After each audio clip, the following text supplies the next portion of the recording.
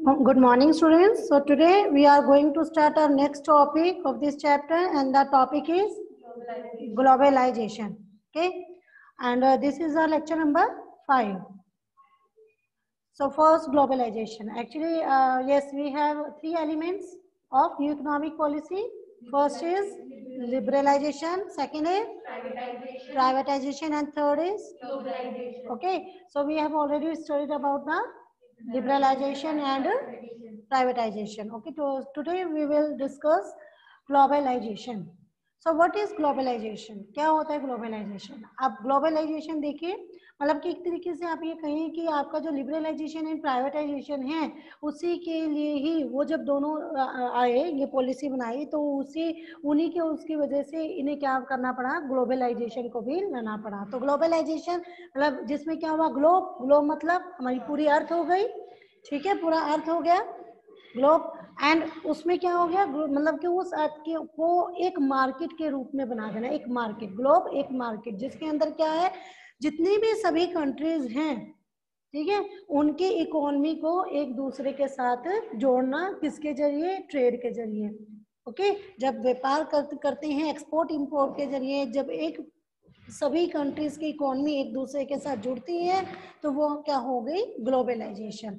So globalization means integrating the economy of a country, मतलब कि एक कंट्री की इकोनॉमी को क्या करना, दूसरी के इंटीग्रेट करना, किसके साथ, with the economies of the other countries, दूसरी कंट्रीज के साथ क्या करना, उनकी इकोनॉमी के साथ जोड़ना, और किसके अंडर, मतलब कौन सी कंडीशंस होती हैं जिसके अंदर जोड़ा जाता है, under conditions of free flow of trade and capital across borders. ठीक है, क्योंकि क्या कंडीशन होगी कि वहां पर फ्री ट्रेड एंड कैपिटल जो होगी वो सभी मतलब कि क्या होगा, सभी कंट्रीज के अंदर एक दूसरे के साथ करके आप पास जाएंगे व्यापार के जरिए, और कैपिटल का एक्सपोर्ट, यानी एक तरीके से क्योंकि एक्सपोर्ट इंपोर्ट के जरिए जो है, जब एक कंट्री की इकोनॉमी को दूसरी कंट्रीज की इकोनॉमीज के साथ में लाया जाता है तो वो हमारा हो गया globalisation. Okay, so globalisation means, yes, globalization means removing the physical boundaries of the trade। हम क्या करते हैं, ट्रेड की जो फिजिकल बाउंड्रीज हैं उनको रिमूव कर दी हमने, ठीक है। अब कोई भी बाउंड्रीज नहीं रही है कि आप सिर्फ इसी, अब बाउंड्री किस लिए बनाई जाती है, ताकि उसे बाहर ना निकला जा सके, ठीक है। और जब बाउंड्री को रिमूव कर दिया तो हम मतलब कहीं भी जा सकते हैं उस बाउंड्री से, ठीक है। तो यहाँ पर रिमूव कर दिया गया। Under this policy Indian government removes the trade barriers to increase the participation of import and export, यानी जो इम्पोर्ट एंड एक्सपोर्ट के पार्टिसिपेशन को इंक्रीज करने के लिए जो ट्रेड बैरियर्स थे, जो व्यापारिक जो प्रतिबंध लगाए हुए थे, उनको क्या कर देना, उनको रिमूव कर देना, ठीक है। गवर्नमेंट ने उनको रिमूव कर दिया तो वो जो पॉलिसी है वो क्या कहलाती है, ग्लोबलाइजेशन।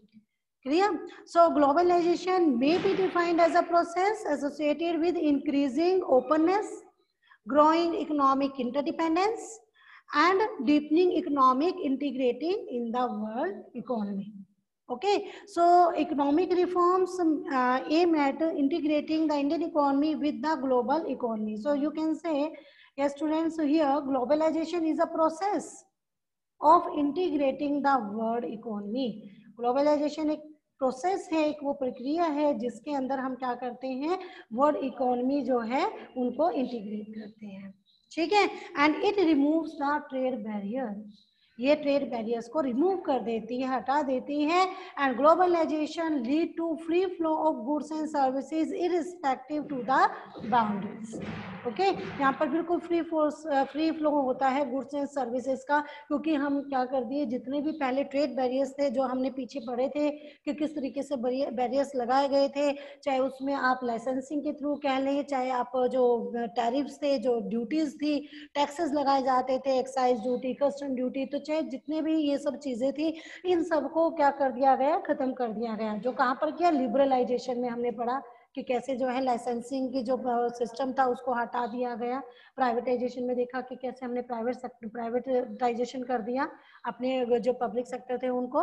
तो इस तरीके से गुड्स एंड सर्विसेज का फ्री फ्लो चला। फिर उसके बाद हमें लगा कि एक्सपोर्ट इंपोर्ट है, मान लो अगर हमने बैरियर्स हटा दिए तो एक्सपोर्ट इंपोर्ट का होना चाहिए ना, एक्सपोर्ट इंपोर्ट कैसे होगा? ग्लोबलाइजेशन के थ्रू, ठीक है। क्योंकि पूरी इकोनॉमी के अंदर, पूरे वर्ल्ड के अंदर हमने ट्रेड करना है, तो उसके लिए ग्लोबलाइजेशन की पॉलिसी को लाया गया, जहां पर अब फ्रीली जो है गुड्स एंड सर्विसेज को, कैपिटल्स को, सबको क्या किया जा सकता है, एक इकोनॉमी से दूसरी इकोनॉमी में, दूसरे देश में हम भेज सकते हैं। Okay, so as a result there will be unrestricted flow of goods and services, technology and expertise between India and rest of the world.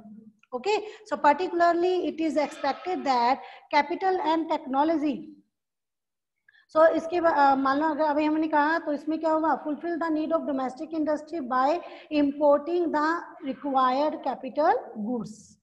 अब हमने पीछे एक चीज पढ़ी थी हमने कि उसमें हमने क्या किया था, जो ज्यादा कई सारी कैपिटल गुड्स थी, हमने कौन सी स्ट्रेटेजी अपनाई थी, कौन सी स्ट्रेटेजी बनाई थी, इनवर्ड लुकिंग ट्रेड स्ट्रेटेजी जो अपनाई थी, जिसके अंदर हमने क्या किया था, वो कैपिटल गुड जो हम बाहर से मंगवाते थे वो अब अपनी ही कंट्री के अंदर उनको प्रोड्यूस करेंगे, वो इंडस्ट्रीज हमने इस्टेब्लिश की। हाँ, ऐसी कैपिटल गुड जो कि हम अपनी इकोनॉमी के अंदर बना ही नहीं सकते थे, उनको हम बाहर से सिर्फ इंपोर्ट कर सकते थे।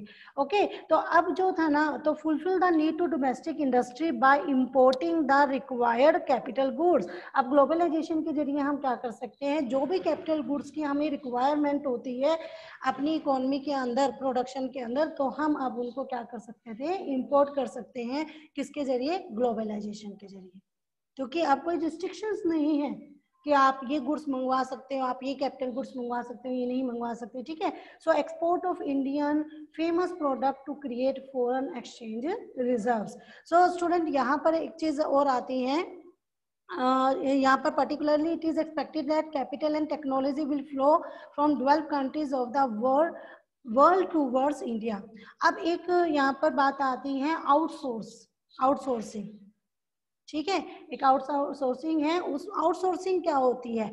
आउटसोर्सिंग यानी कि जब आप किसी को ना, मतलब एक कंट्री, मान लो एक इकोनॉमी, एक कंट्री किसी दूसरी कंट्री से क्या करवाए, काम करवाए, ये नहीं कि फ्री में करवाएगी, वो पैसे देकर, ठीक है, पेमेंट करके काम करवाती है। सो आउटसोर्स, वो आउटसोर्स होता है। तो आउटसोर्स क्या हुआ? This is an important outcome of the process of globalization. कैसे हुआ ये कैसे है, कैसे इंपॉर्टेंट बना कि it refers to a system of, ये क्या सिस्टम है? It refers to a system of hiring business services from the outside world. Okay, and these services include, अब इसमें ना आप एक एग्जांपल देखो, आपको एक एग्जांपल से समझ में आएगा। जैसे हमारे यहाँ पर कॉल सेंटर, आप सुनते हो ना, बड़े बड़े शहरों में देखिए तो वो कहते हैं कि हम पार्ट टाइम जॉब करते हैं कॉल सेंटर्स में। कॉल सेंटर एक तरीके से आपके क्या होगी, आईटी, इंफॉर्मेशन टेक्नोलॉजी से रिलेटेड कॉल सेंटर्स होते हैं। तो और दूसरा हमें ये पता है कि हमारी कंट्री के में जो पॉपुलेशन है वो बहुत ज़्यादा है, ठीक है, और पॉपुलेशन बहुत ज़्यादा होने की वजह से यहाँ पर अनएम्प्लॉयमेंट बहुत ज़्यादा है। यानी आपको यहाँ पर लेबर की कोई कमी नहीं है, लेबर की कोई कमी नहीं है, आपको बड़ी चीप से चीप लेबर मिल जाएगी, बहुत सस्ते वेजेस के ऊपर आपको क्या मिल जाती है, लेबर मिल जाती है। अब क्या हुआ कि जो बाहर की कंट्रीज हैं, जो बाहर के कंट्रीज हैं, वो यहाँ पर क्या कर सकते हैं, क्योंकि सब बैरियर्स हटा दिए, सब कुछ कर दिया, तो अब वो यहाँ पर क्या कर सकती थी, उन्होंने यहाँ पर अपने कॉल सेंटर खोल दिए, ठीक है। और उन कॉल सेंटर के अंदर अब क्या हुआ, जो हमारे जो लेबर थी, हमारे जो अनएम्प्लॉयड लोग हैं, वो वहां पर लग गए, उनको जॉब भी मिल गई, एम्प्लॉयड भी हो गए,